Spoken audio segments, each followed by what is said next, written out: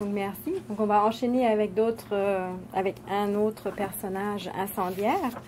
Cette fois-ci, dans la fiction historique, je me suis rendu compte que les personnages pyromanes ne sont pas si rares dans la fiction historique québécoise contemporaine. On peut penser, par exemple, à Hermina Salmontes. C'est une directrice de cirque très charismatique dans Combustio de Gilles Jobidon, qui met le feu au chapiteau après une dernière représentation grandiose de son cirque. Et en même temps, elle se suicide, choisit donc de mourir avec son cirque. Et l'acte de destruction sonne ici la fin d'une ère de cirque, après avoir montré le potentiel d'un nouvel art de cirque, encore une fois, qui se développera donc quelques années après la mort d'Hermina. On peut aussi penser à Amy Duchesnay, un personnage plus connu peut-être, la narratrice plus ou moins fiable du Ciel de Bay City de Catherine Mavrakakis, qui est la seule survivante du feu qu'elle affirme avoir mis à la maison familiale. Donc, c'est pas clair si c'est vraiment une pyromane. En fait, une incendiaire. Le soir de la fête de ses 18 ans. Et selon Anne-Martine Parent, le geste incendiaire de cette fille de survivante du Holocauste, qui est hantée par la post-mémoire, voire la culpabilité de celles et ceux qui viennent après, répète la mort de ses grands-parents et confirme en même temps son statut de survivante de la Shoah dont elle porte la mémoire dans son corps, littéralement. La répétition est aussi au cœur du projet du personnage pyromane dans le premier roman d'André Lamontagne, Les Fossoyeurs, donc dans la mémoire de Québec, paru en 2010. Et ici, la destruction se fait de façon purement symbolique et dans le cadre d'un projet de commémoration, comme le titre de ma communication l'indique.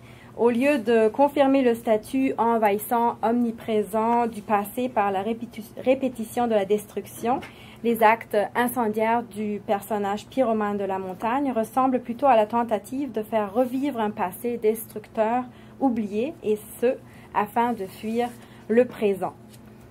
Ce projet commémoratif par le feu est juste une de deux tentatives de restituer le passé de la ville de Québec mise en parallèle dans le roman de Lamontagne. En effet, le double récit des Fossoyeurs suit en chapitres alternants les histoires de deux personnages qui sont également fascinés par plusieurs aspects oubliés ou enfouis du passé de la ville de Québec. D'une part, le protagoniste, ou premier protagoniste et premier narrateur, un journaliste de Vancouver, sans nom, profite d'un séjour d'une semaine dans sa ville natale, donc Québec, aux alentours de Noël 2007 pour y effectuer une recherche historique à la demande de sa voisine qui s'appelle Rachel et qui est d'origine chinoise. Celle-ci voudrait mieux connaître la vie de ses grands-parents qui s'étaient établis à Québec au début du XXe siècle. Et parallèlement, la deuxième trame narrative du roman, et celle qui m'intéresse le plus ici, met en scène un jeune chômeur à Québec, donc le futur incendiaire. Ce personnage, également son nom, est présenté par un narrateur à la troisième personne, donc hétérodiégétique, et captivé par les incendies qui ont ravagé Québec au 19e siècle. Indigné par l'oubli de cet aspect du passé de Québec dont il voit plus de traces, à Québec, en fait au présent, il passe lui-même à l'acte en mettant le feu à plusieurs endroits dans le but d'attirer l'attention de ses contemporains sur cet élément important de l'histoire de la capitale québécoise. Et les actes destructifs symboliques du pyromane et leur mise en contraste avec une enquête historique classique soulèvent pour moi des questions sur la politique mémorielle officielle et sur la place du passé dans le présent contemporain. Ici je cite François Hartog, bien sûr, le présent massif, envahissant, omniprésent, mais aussi inquiet, en quête de racines et d'identité, soucieux de mémoire et de généalogie, dans lequel semble s'inscrire là je cite le texte du rabbin, récit de filiation et d'appartenance où, tel un archéologue, André Lamontagne exhume des drames historiques à la recherche de racines et de pistes identitaires. Donc, mon plan, afin de dégager ces réflexions sur le temps, je vais progresser en trois temps aussi. Donc, après une brève présentation de l'enquête du journaliste, j'analyserai le personnage et la démarche de cet artisan du désastre, et le tout en portant une attention particulière au dispositif narratif du roman. Et sur cette base, il sera, je l'espère, possible de dégager les rapports au passé divergents qui sous-tendent les deux démarches. Donc, je commence par le journaliste. La première des deux tentatives de reconstruire un aspect de la ville de Québec, donc celle du journaliste sur la communauté chinoise, s'apparente à une, je cite Dominique Viard, enquête sur l'ascendance du sujet, donc typique d'un récit de filiation selon Viard, même si ce n'est pas la principale concernée, donc Rachel, qui part à la recherche de son passé, mais son voisin, le journaliste. En effet, les recherches du journaliste visent à combler les lacunes du récit de famille de Rachel, qui est victime de ce que Dominique Viard appelle un père taiseux, donc encore un père taiseux. Et Rachel ne connaît donc que des bribes d'une, je cite, histoire officielle de sa famille. Muni de quelques documents qui représentent les seules traces de la vie de la famille de Rachel à Québec, le journaliste parcourt alors la ville, ses cimetières, ses archives, en une enquête qui s'inscrit vraiment dans un paradigme indiciaire tel que défini par Ginsburg. Et celle-ci finira par révéler un crime. En effet, le journaliste apprend que le grand-père de Rachel était impliqué dans un trafic d'ossements, mais par respect pour Rachel, il renonce à rendre publique cette affaire sordide et oubliée, donc à faire entrer le passé dans le présent. De plus, le récit omet l'épisode de la communication des résultats de la recherche. Du coup, le lecteur n'apprend même pas comment et si Rachel concilie les connaissances acquises sur la vie de son père et de son grand-père avec ses souvenirs personnels. Bref, la disjonction entre présent et passé semble persister. À la différence de l'enquête du journaliste, qui lui considère sa recherche comme une pure formalité, celle du protagoniste de la deuxième trame narrative relève plutôt de l'obsession. Il s'agit donc d'un jeune homme qui est né à Québec et a récemment perdu son travail. Solitaire et célibataire, timide et taciturne, et on pourrait ajouter pas attachant du tout. Il vivote au jour le jour en fréquentant un cercle d'amis, mais n'éprouve pas de sentiment d'appartenance particulier à un groupe ou encore moins à sa famille. C'est vraiment solitaire. En effet, il, je cite, se plaisait à penser qu'il avait une identité passe-muraille et, encore une citation, n'aimait pas attirer de l'attention. En guise de caractérisation, le narrateur mentionne que, je cite, « indifférent, c'est le mot qu'avait choisi un conseiller pédagogique pour expliquer ses résultats scolaires médiocres et son comportement vaguement asocial. » Donc là, il y a peut-être un petit clin d'œil à Meursault. Mais le personnage ne se montre pas du tout indifférent, plutôt nostalgique face à la modernisation de la ville de Québec, regrettant par exemple, je cite, les endroits glauques. Ici, il est question des endroits glauques de la rue Cartier d'autrefois. Un désir de reconnaissance sociale se détecte de plus lors d'une scène de visite de cimetière. En fait, il a invité ses amis à faire un tour guidé du cimetière St. Matthews et se montre dépité quand un participant lui vole la vedette en expliquant une inscription sur laquelle lui, donc le jeune chômeur, avait quand même fait quelques recherches. Tiraillé donc entre une quête de reconnaissance et l'impulsion de ce que Dominique Rabaté appelle une, je cite, stratégie de soustraction, de retrait ou d'effacement, il me semble être un personnage très contemporain, plus observateur qu'acteur à part entière d'une réalité qui le désenchante profondément. Et c'est sa tendance pyromane qui le pousse à entrer en action. Donc, il va au Musée national des beaux-arts de Québec et est comme sidéré devant la série de tableaux Drames à Québec. Une série de tableaux qui le frappe de stupeur et le trouble profondément.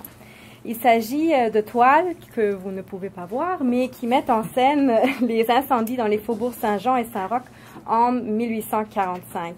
Et dans chaque cas, les citoyens sont les témoins impuissants du, je cite, spectacle de destruction. Et fasciné, le jeune homme entreprend donc des recherches sur les incendies, et particulièrement sur ceux survenus en 1845 parce qu'il les soupçonne d'être de nature criminelle. Mais au lieu d'essayer de valider son hypothèse d'incendie criminel, il glane plutôt des informations tel un collectionneur compulsif. Et ce faisant, il fait très attention à ne pas laisser de traces informatiques. En effet, soucieux de ne pas laisser de traces, il n'utilise que des ordinateurs publics qui ne demandent pas d'identification de l'utilisateur. Donc, il fait vraiment profil bas. En nourrissant son obsession, il se rend compte du rôle qu'a joué le feu dans l'histoire de la ville de Québec et tire la conclusion que, je cite, « Le feu est facteur de progrès. Les incendies favorisent souvent le développement urbain, l'agrandissement des rues, la renaissance de certains quartiers. Au-delà du symbolisme éculé du phénix, il fallait oublier les cendres et reconnaître aux flammes leur part dynamique. » Le narrateur hétérodiégétique de cette trame narrative semble implicitement critiquer le caractère quand même réducteur et inhumain de cette interprétation du feu lorsqu'il précise au sujet de l'incendie de l'orphelinat Saint-Charles en 1927 sur lequel se documente le personnage que, je cite, « Le drame avait été transposé dans un roman d'Anne Hébert qu'il, donc le personnage, n'avait pas lu. Le fait que le personnage ignore le premier jardin et n'ait aucune intention de le lire semble ici souligner en creux son désintérêt pour la dimension tragique de l'incendie qui illustre entre autres ce roman d'Anne Hébert. » C'est donc pour faire hommage au pouvoir progressiste du feu et pour attirer l'attention sur des incendies historiques oubliés qu'il passe à l'acte. Au lieu de chercher des informations en vue d'établir un récit de l'histoire, comme le journaliste, il veut plutôt la faire revivre en répétant les incendies historiques. Ce faisant, il fait tout de même attention à ne causer que des dommages matériels, repérant par exemple les heures d'ouverture d'un théâtre situé près du lieu d'origine de l'incendie des faubourgs Saint-Roch et Saint-Sauveur survenu en 1866 avant d'y mettre le feu. Le but n'est donc pas de répéter des tragédies, mais d'attirer l'attention sur des événements et sur un acteur oublié de l'histoire de Québec. Il dit en effet proposer, je cite, simplement une reconstitution symbolique de cette catastrophe de 1866. Et ce, en souhaitant ardemment, je cite de nouveau, qu'un journaliste, un historien amateur ou un blogueur établisse un lien avec l'incendie de 1866. Ce vœu ne s'exauce toutefois pas et le narrateur mentionne que le personnage, je cite, désespérait à l'idée que personne ne saisisse le sens de son geste. C'est en arrivant au port de Québec après son tour guidé du cimetière, qui s'est avéré décevant pour lui, qu'il met le feu pour la troisième fois, cette fois-ci sans préméditation ni repérage. Le discours indirect libre traduit la fascination qu'exerce l'image du feu historique au port. Je cite, « 3 jours, quel spectacle cela devait être ». Son impulsion pyromane s'avère donc de plus en plus irrépressible car il fait fi du risque d'être reconnu dans une caméra de surveillance d'une station-service lorsqu'il achète l'essence dont il a besoin pour faire flamber les embarcations. À la suite, il réussit à se réfugier dans un tunnel souterrain squatté par un groupe d'attentistes. Un ami lui avait appris l'existence de ce souterrain en dessous de la ville aussi immense que méconnu qu'il avait d'emblée fasciné. Et une quatrième tentative de reproduire un feu historique oublié, celui de l'ancienne synagogue Beth Israël dans les années 40, est empêchée parce que le protagoniste de la première trame narrative, donc le journaliste, l'interpelle sur les lieux. En fait, les deux trames narratives se croisent brièvement à cause de l'intérêt que portent les deux personnages, indépendamment l'un de l'autre, pour ce mystérieux souterrain squatté. Ainsi, lorsque le jeune homme sort de cet endroit, le journaliste, en quête d'information, l'interpelle et le suit jusque sur les lieux de l'ancienne synagogue. Il aborde encore une fois, interrompant à son insu le projet incendiaire. Et le dernier incendie, celui du manège militaire, survient 4 mois plus tard, donc en avril 2008, et il est rapporté par le premier de 2 épilogues. Dans cette description du désastre, le narrateur soulève la présence d'une foule de témoins impuissants, établit explicitement le parallèle aux œuvres de Joseph Légaré. Je cite, « Tout le ciel était enflammé comme dans un tableau de Légaré. La capitale était toujours ancrée dans le 19e siècle. » Le pyromane, quant à lui, semble avoir trouvé la mort dans l'incendie qui a fait une victime non identifiée. C'est du moins ce que croit le journaliste qui, de retour à Vancouver, prend connaissance de la destruction du manège militaire par le feu et fait le lien avec les incendies criminels survenus en décembre. Je le cite, « Même si le mystère planait dans les médias, il y avait peu de doute dans mon esprit quant à l'identité de l'incendiaire. Il devait s'agir de cet individu que j'avais pris en filature à la sortie du souterrain. » Donc, contrairement au narrateur omniscient du premier épilogue, le journaliste, donc le deuxième narrateur, ne décrypte toutefois pas le message du pyromane. En effet, son interprétation va dans un autre sens, dans celui d'une, je cite, « métaphore secrète et historique. J'avais probablement empêché l'incendie d'une synagogue et permis malgré moi la destruction d'un haut lieu de la mémoire coloniale. » Ainsi, le journaliste voit un symbole de tolérance, mais aussi de l'oubli des racines du Québec, là où le jeune pyromane voulait faire référence à la force progressiste du feu. En renonçant à élucider le motif du jeune pyromane, il sonne donc l'échec du projet d'une commémoration par le feu. Donc, chacun de son côté, les deux personnages creusent les strates enfouies les strates du passé de Québec enfouies, mais finissent par les enfouir de nouveau. Donc, les connaissances dégagées ne sont pas rendues publiques. Ils agissent donc comme des fossoyeurs, et de là aussi le titre du roman. Dans le cas du journaliste, cette disjonction du passé et du présent est voulue, tandis qu'elle constituait plutôt un risque que le pyromane était prêt à courir en effectuant son entreprise incendiaire. En choisissant de réaliser son projet en dehors de tout cadre institutionnel et dépourvu de toute mise en contexte, voire de toute explication, il voulait proposer une forme alternative émotionnelle de la commémoration digne de la, je cite, « ville tragique » de Québec. En effet, arpentant la ville, le pyromane fait preuve d'une attitude nettement critique à l'égard du paysage mémoriel officiel. D'abord, il décrit l'abondance de plaques commémoratives à Québec en se demandant, je cite, « faire devoir de mémoire, mais à quelle fin ?»